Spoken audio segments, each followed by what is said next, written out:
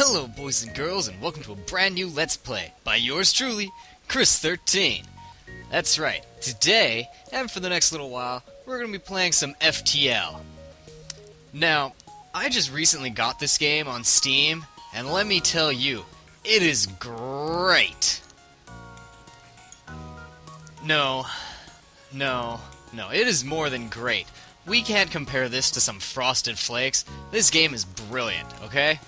For $10, it is a deal.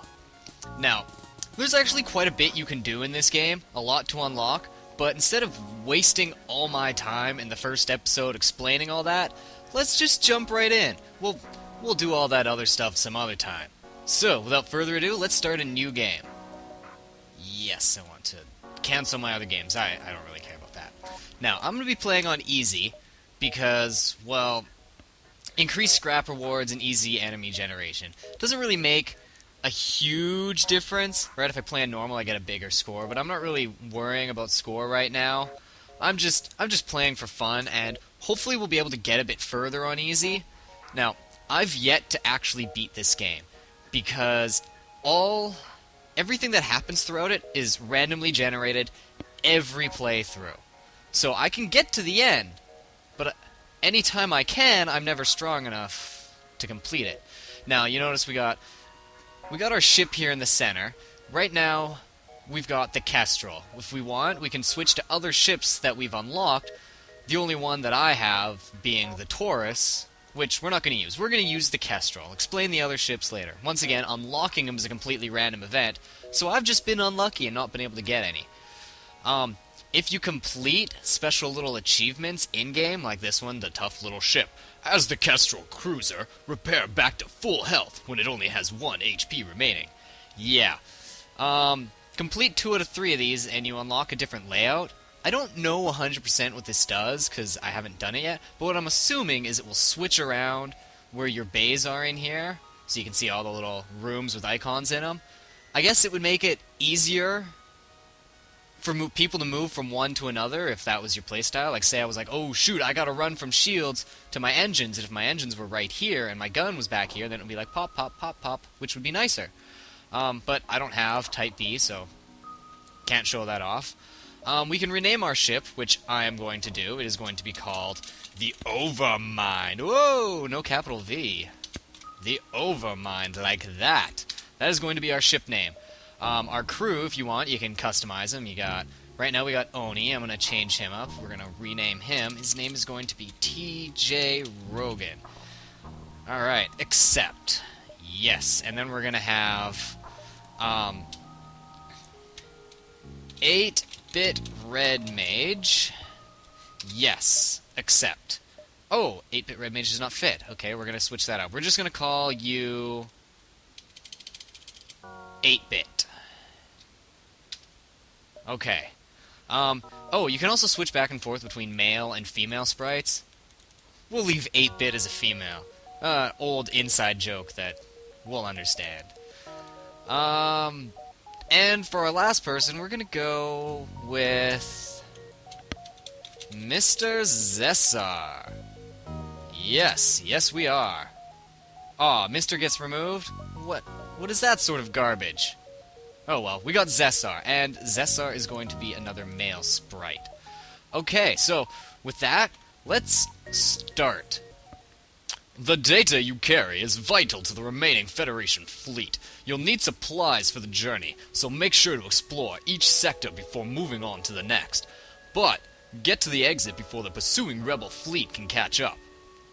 Tip: nebulas. Passing through a nebula will allow you to temporarily slow down the fleet advancement, but they contain their own unique dangers. Okay, so we don't really need to worry about nebulas right now. The first thing we want to do is, you see, we got TJ here. He's working on this little computer. He's manning our pilot seat. You can see we got little guy there above the pilot symbol. That means he's working on it. If we had nobody piloting our ship, well, we can't drive. Can't do anything. So, we're gonna make sure we have someone there. We'll put TJ back on it. He seems like a good pilot. He's honestly probably not fit for anything else other than pushing a button on an autopilot. I wouldn't really trust him. You can see we've got other systems with heads above them. We've got our shields, and we've got our engines. So we're going to put someone on each of those. 8-bit, go to shields. Mr. Zessa, man the engines. Alright, now by doing so, what we actually get is putting Zessar on the engines, we get +5 to our evasion, which you can see right here. Same thing with TJ, having him on piloting, we get +5 to our evasion. Once again, without anyone on piloting, you can't move at all, so you're pretty much going to always want someone there. Right? So even without a pilot, our evasion is 0, because even though we're manning our engines, no one's moving our ship, so get into a battle, we're still hooped. Having someone on your shields allows them to recharge faster. Having someone on your weapons, which there's no person there, but that's because we don't have any of our weapons powered up, bam, will allow your weapons to charge faster. Now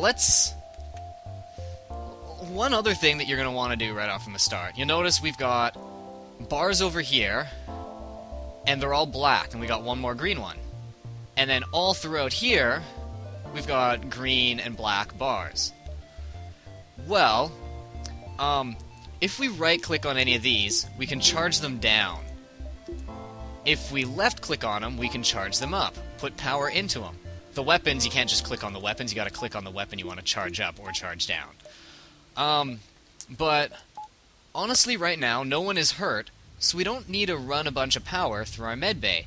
So I'm gonna charge it down so that I can put more power into my engines, so I can increase my evade at the moment. Alright, I think that's all we need to know to start off. Let's make our first jump. Alright, here's our map. What we have to do in each sector, right now we're on Sector 1, there are 8 sectors in the game. We have to get from the beginning to the exit. We want to visit as many of these locations as possible in the meantime, so that we can gain as much scrap as possible, so we can build our ship out to be as powerful as we can. But we're also going to have the Rebel fleet chase after us. We don't want to spend too much time. You'll see how that works once we get into it. For now, let's just make a jump. Boom! You recognize the ship as a well-known slave trader. He hails you and offers you laborers for cheap. Alright, this is good. We're starting off to a good start. This is something I want to fight. Yes, I want to fight him. We don't have enough scrap yet to buy a slave, and I'm not going to ignore him. He's slaver scum, so we're going to attack. First things first, push spacebar to pause our game. I'm going to charge up all my weapons, so I'm going to charge up my burst laser and my Artemis missiles. Now, with the missiles, you'll notice that they're missiles because they got a little missile symbol there. Every time we fire one, it will take away from our missile stockpile, so we can only fire 8 times. But as you can see, kind of if you look really closely, you'll notice that this bar is slightly shorter than this bar. Well, this is because the missiles charge up a bit faster. So what I'm going to do is you can either click on the missile or hit number 2, and then you select an area of their ship you want to attack. The area of their ship I want to attack just so happens to be their weapons, because this will charge up faster than hopefully this gun here of theirs. Maybe not, but I'll be able to hit them and take out some of their systems before they can shoot at me. With my burst laser, I'm going to want to attack their shields, because I want to get those shields down. Now, the Artemis missiles, and pretty much any other missiles, can go through any type of shield. So I'm going to do... I can't actually see what they do, but I'm going to do damage straight to the system and to their hull, because the shields don't block my missiles. The burst laser, on the other hand, is going to fire 3 lasers, each doing 1 damage. The first laser that it fires, however, is going to get stopped by their shield, and then the next 2 should go through to damage their shield systems. Now, just to show you, you can watch and you can wait, and we'll see what happens as they charge up. Boom, they fired their shot because it goes faster. Oh, and we got hit. Oh, and we got hit again. But it's okay, because we've now taken out their guns. So I'm not going to fire my missile again because, well, I don't have to. So I'm just going to wait for my burst laser to charge back up there, and it's going to attack their shields again. Yes, sometimes this can seem a bit slow. We surrender! Take one of us slaves as tribute. If you destroy us, they'll die anyway! Yes, this is what I wanted to happen. I'm going to accept their offer. Normally I don't like doing that, but in this case, you know what? We're gonna take our freed slave here, and we're gonna put him to work on in our weapons bay. Because now we've actually got someone on each system very close to the beginning of the game, so we can start leveling them all up right away. Now you'll see, if we go over 8-bit here, the shields. He's got 1 out of 55 points. When you're in battle, every time your shields power down, and he has to charge them back up again, he's going to get 1 point towards the next level. Every time your weapon fires, Atreyu here is going to get 1 point towards the next level in weapons. Every time you evade an attack of the enemies, both our pilot and our engineer are going to get 1 point towards their next level. Gaining a level gives you better stats, so evasion will go from 7 to 5 to 10. Shields will go from 10 to 15 to 20, I think, and weapons will go from 10 to 15 to 20 as well. I think that's what they are, but, well, you can see with yourself when you gain levels. You can only get up to a maximum of 2 levels, so they'll have 2 stars above their head over here. But, there's nothing... Oh, excuse me. Nothing else we can do with our slave ship now, so let's jump to another sector. No, not another sector, another planet. Oh, you can also see there's a store over here, but I don't want to spend any of my scrap yet, so I'm not going to bother going there. We'll get to a store later. These are randomly placed on the map, and you can only see that that the store will be there when you get close to it. Which kind of sucks, because if you're running short on fuel, and you need a store, you're not going to know where they are.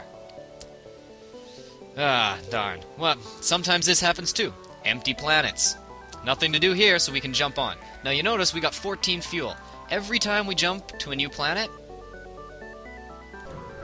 13 fuel. Our fuel goes down by 1. Yes, we gotta be careful with that, and we gotta watch out for it. Now, you jump into a sector of the nebula, beset by a plasma storm. An automated rebel scout stationed at the beacon moves in to attack. Ah, shoot. Okay, so we've got an enemy ship here. However, we also moved into the nebula. Whenever you are in a nebula, your sensors are down. Which means I can't see what's on my ship. So unless I'm in that room, I can't see it. Another thing that sucks about nebulas, occasionally there will be a thunderstorm. Now what that happens is, see our total nebula power here, we got 8. We can only use 4. So we're going to need at least 1 in engines, otherwise we can't move. We have to keep our oxygen powered. Well, otherwise we're all going to run out of air and we're going to suffocate. Our subsystems don't actually require power.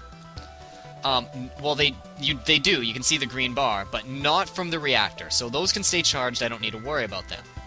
What I'm going to do here, though, is I'm actually going to start by charging up my missiles and charging down my oxygen only temporarily. As soon as my first missile fires at their weapons bay to turn down their lasers, I am putting my oxygen back on, and I am taking off my shields. But, to hopefully block their first shot, I'm going to try to make sure that my shields are running. Boom. Okay. Got their weapons down. Goodbye, Artemis. Goodbye, shields. Hello, oxygen. Hello, burst laser. Good. Now I'm going to use the burst laser to take out their shields, and then if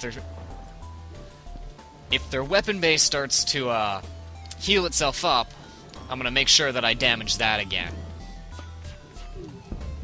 1, 2, 3, and let's go make sure their weapons base stays damaged. Because we don't want them firing at us, because we have no shields right now, so any shots they fire are going to go right through and deal straight hull damage. Now, up here in the green bars, you can see we got hull, strength. Every time we get hit, that's going to go down. Now, one nice thing about destroying ships is they randomly drop stuff, so we get scrap. You'll pretty much always get some amount of scrap for destroying an enemy ship. But in this case, we also got fuel and drone parts. Fuel is really good. Drone parts I'm not going to be using at all in this playthrough. So I'm not going to bother talking about those. I will do so in maybe another one, because I'm going to be doing more than one. Now, let's continue on. Also, as you can see, we are in the nebula, which means this warning here is going to be moving forward slower than it usually would.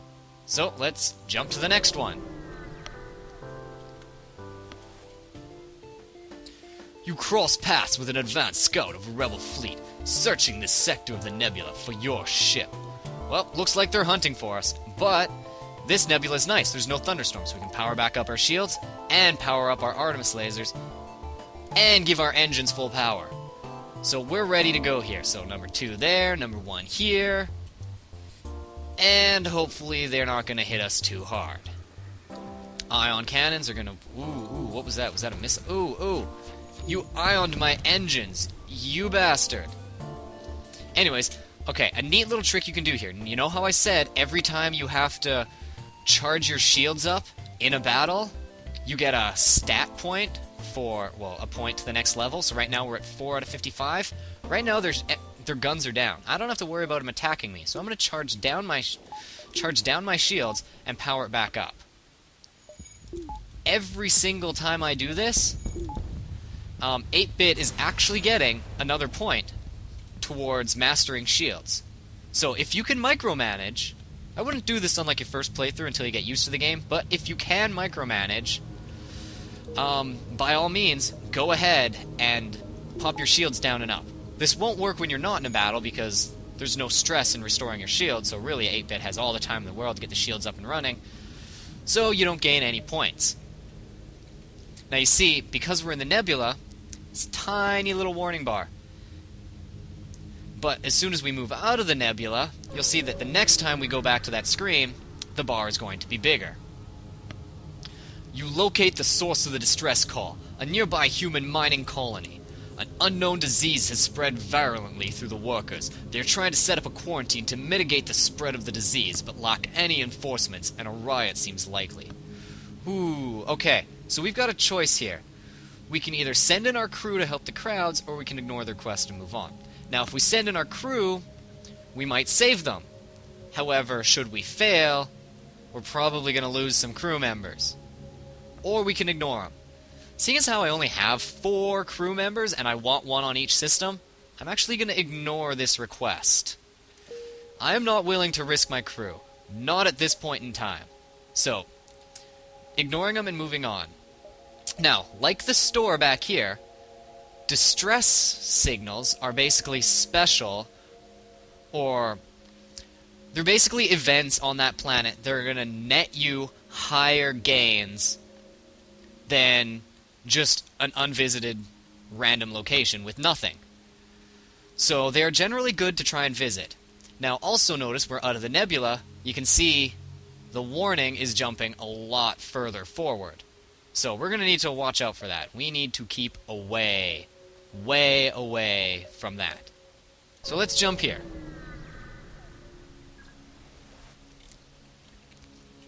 A missile shoots across your bow when the jump completes. Your scans quickly reveal a ship with pirate markings pursuing an unknown vessel. The pirate hails you. "Damn it! We weren't expecting company. Stay out of this, and you could profit."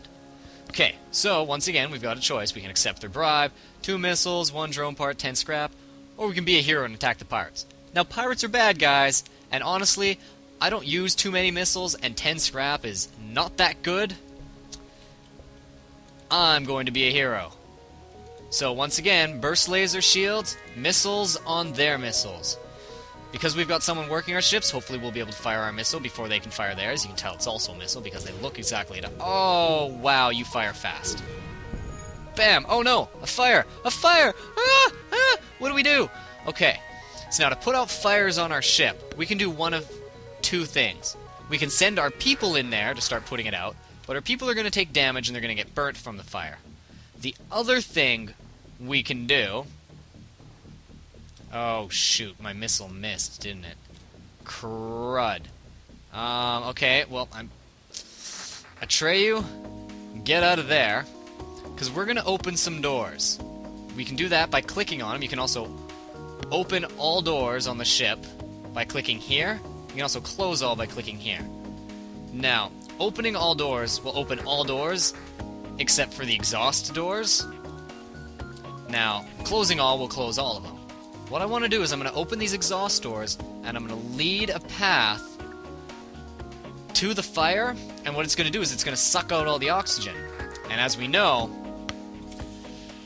fire no oxygen, no life.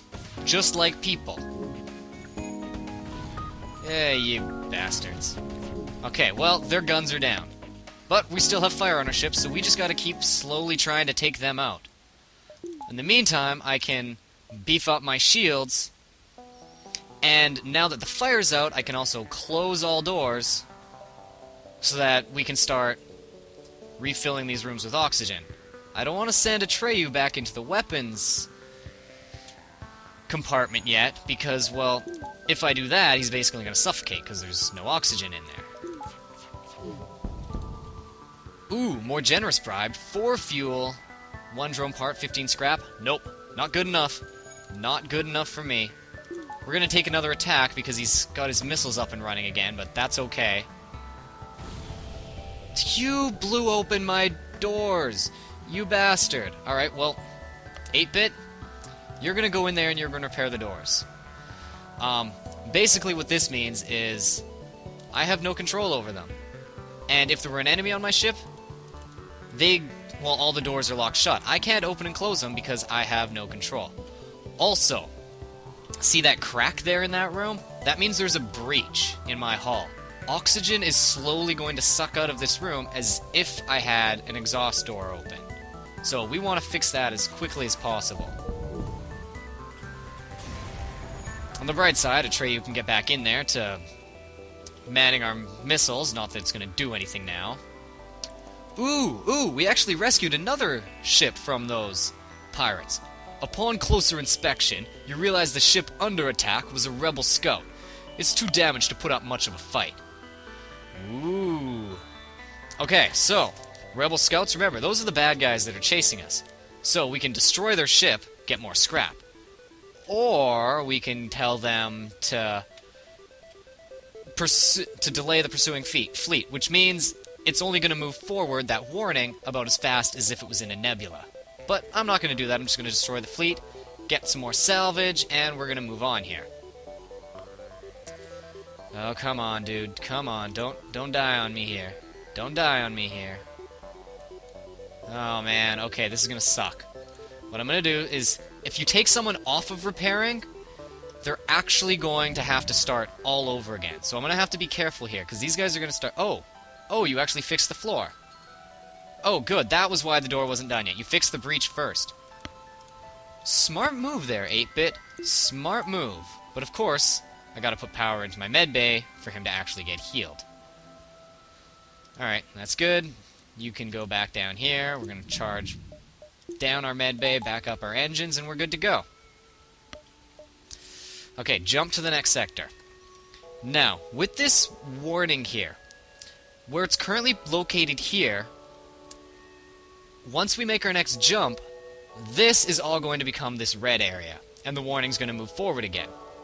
If we happen to be on a planet in this red area, you can see the rebels have expanded their search here. Very dangerous.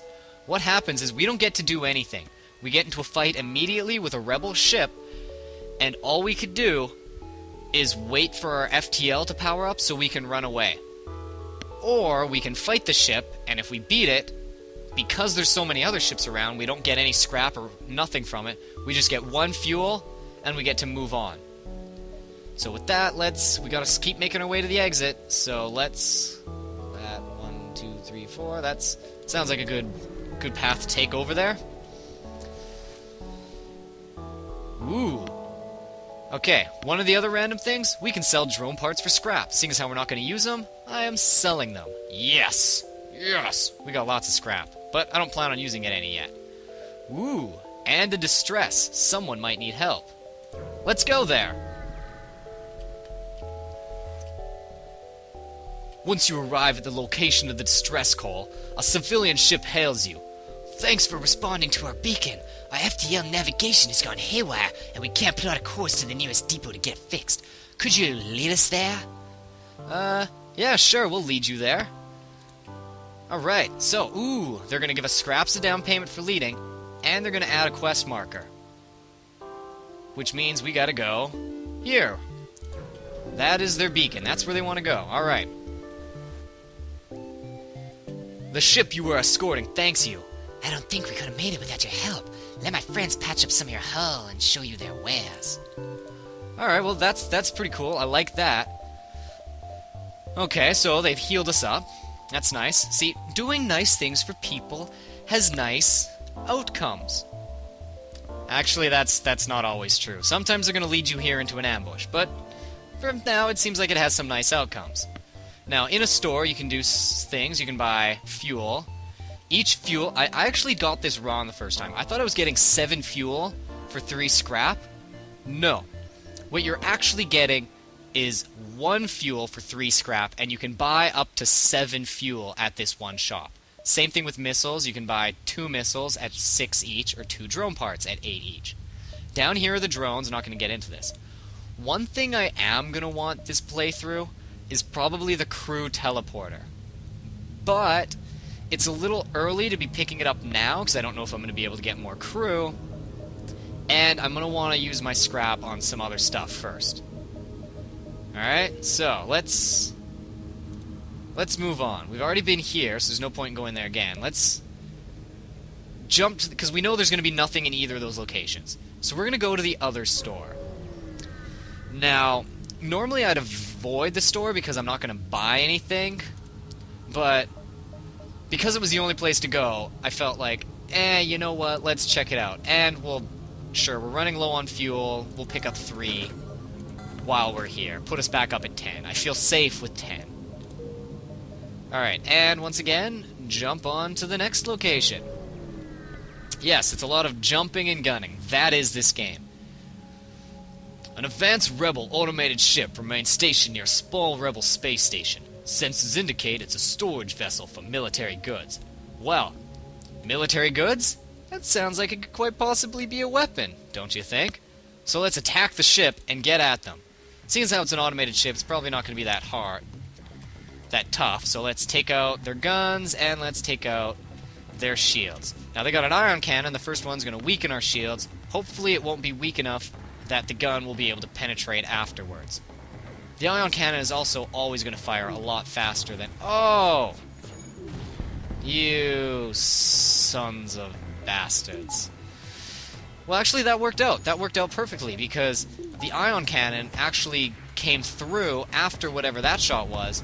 So it was actually the laser that took out our shields, and the ion it hit our ship, but because ion cannons don't actually do any damage, all it did was hinder our engines momentarily. So we pick up our 17 scrap, and we explore the space station. The station is a storage site for military-grade weapons. You find one that can be easily attached to the ship.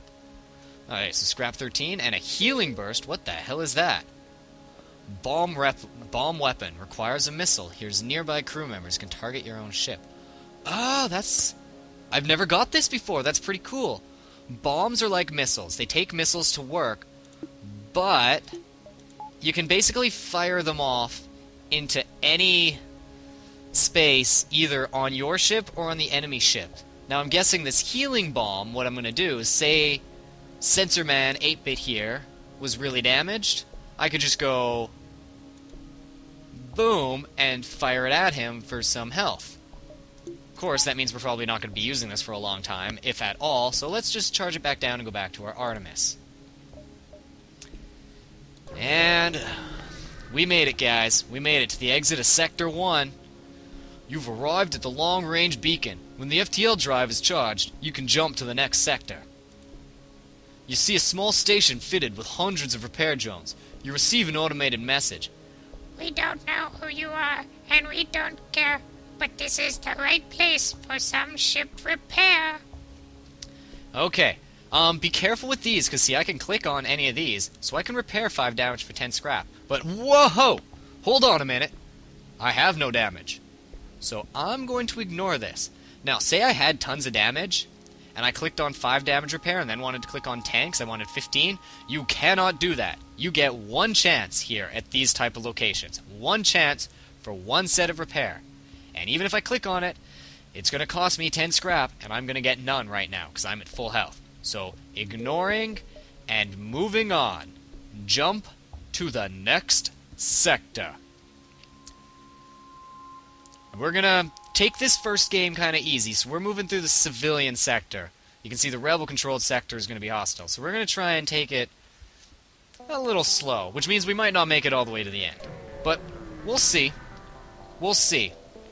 Anyways, guys, in the next episode, welcome to Sector 2.